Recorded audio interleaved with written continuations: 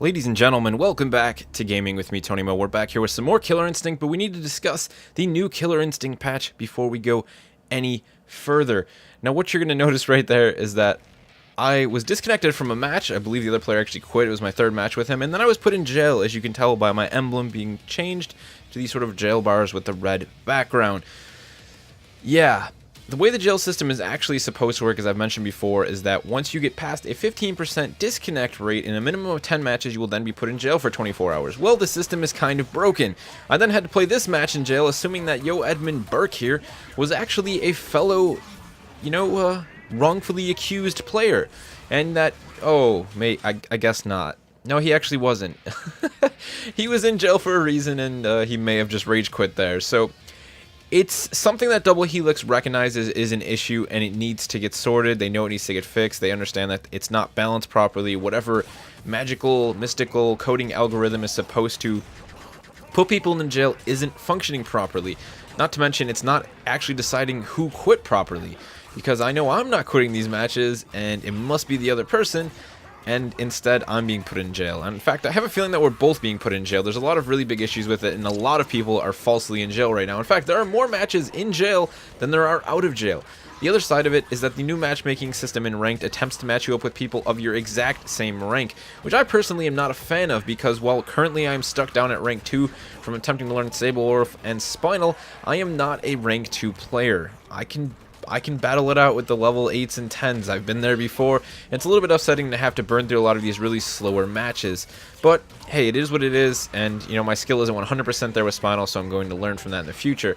But I wanted to quickly discuss something that I think the console side of games needs to look into, Microsoft and Sony, and that is the idea of experimental branches. It's something that we see with a lot of games in alpha and beta states. DayZ is a very good example, where the dev team is allowed to push a patch to an experimental branch to test it on a larger basis before pushing it out to the actual public. This is something that I think console games could benefit from massively, especially in an age where we have so many games being rushed out. Now, I'm not saying that the Double Helix patch was rushed out. I'm just saying that I don't think it got to be tested properly. And having something like an experimental branch inside of Killer Instinct to push it to a certain number of players who are willing to check it out without having the rank being affected in any way, of course, and then being able to push it to the normal branch once you realize all the bugs have been ironed out would be very beneficial to the developers of just about any game. It's something that the console side of games really needs to look into. Microsoft and Sony need to somehow put something like this together so the devs just have a better way of testing these patches in a large scale before they go live. So who knows if we'll ever see something like that down the road. I would definitely be an advocate for pushing that in some way if I could. But let's go ahead and talk a little bit more about Spinal. This is going to be a little bit of a shorter video than normal. In the next week's video, we'll definitely be doing some live commentary. I just haven't got to spend as much time with Spinal as I've wanted to, but I've been thinking about him pretty much every single day. In fact, while I've been working on all these other videos and putting together a lot of other stuff for the Tactical Advance organization, I've just been sitting there dreaming about playing Spinal. He's a character that I'm a huge fan of, and there's just something about the technicality of him that really just makes me want to become better with him. He has so many layers. I know there's a lot of people out there right now who will pretty much just go out and tell you, oh, Spinal's not complicated, but if you look at the way they're playing, if you watch them play a match, I can guarantee they're not using all of the tools that Spinal has to offer. There's so many elements to him, so many layers to master before you can truly say that you understand him. And I think that's what I like about him. He is, in my opinion, one of the most difficult characters in the game. I mean, he has to be right above Glacius in terms of technicality. Glacius can be used at a simple level, with just using shoulder and, mixing, manual heavies and things of that nature. But when you really start talking about his mix-up game where you're doing all these crazy setups with, with the ice spikes and with the hail, he can get very technical, and Spinal is that same way when you start talking about the use of his skulls and his teleport, which his teleport is something that I still haven't mastered. You also notice that I've managed to win the next few matches while my controller disconnected about 3 or 4 times, so not having much luck with that wired connection on my Xbox One controller.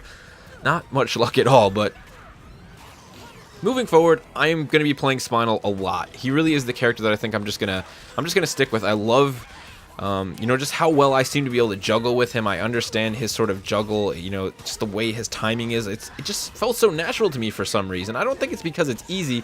He just kind of flowed for me. There was something really weird about the character and how I can just kind of connect with them. So we're going to go ahead and we're going to take care of this teabagging orchid here. You can see me making use of the skulls there.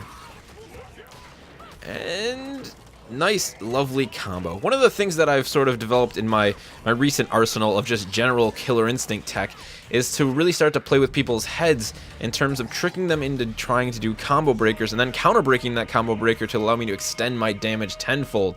It's quite a lot of fun really doing those sort of mind tricks, and at a lower level I've realized that a lot of people have a linear thinking process when it comes to this. They basically look at me and they say, okay, he's throwing a bunch of mediums, I'm going to counter break that, and they'll counter break it. So what I'll do the next time is I'll let them counter break it, usually one more time if I can afford to, then the next time I'll throw out a counter breaker and they'll usually take the bait. And the same thing goes the other way around. You'll have a lot of people who will see that I counter break something one time, or combo break something, so they'll instantly assume that they're gonna be able to pull off a combo breaker, and I usually won't go through with it at least once. You know, you got to mess with the game, you got to get an understanding of them, and if you do that early on in the match, you can take some of those damage losses that you might get from that, as well as when it comes to the enemy attacking you. You know, not doing a combo breaker usually leads to you holding on to a little bit more health, because if you miss that combo breaker, you're going to get locked out, and they're going to be able to dish out that extra 8 seconds of damage. So it's a crazy mind game inside of Killer Instinct when you start talking about this stuff. And again, that is one of the elements that I've stated in the past is truly a really interesting and fun element for me inside of Killer Instinct. It's one of the things that keeps me playing it. On top, of course, the amazing sound effects, the amazing soundtrack, the awesome character design, and the gorgeous particle effects all over the damn place.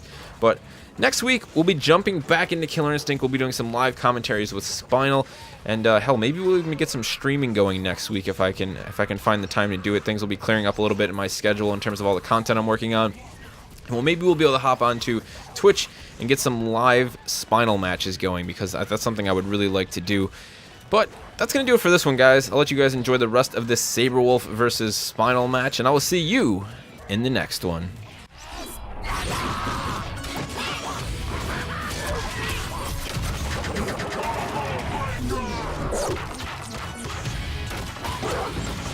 Yeah.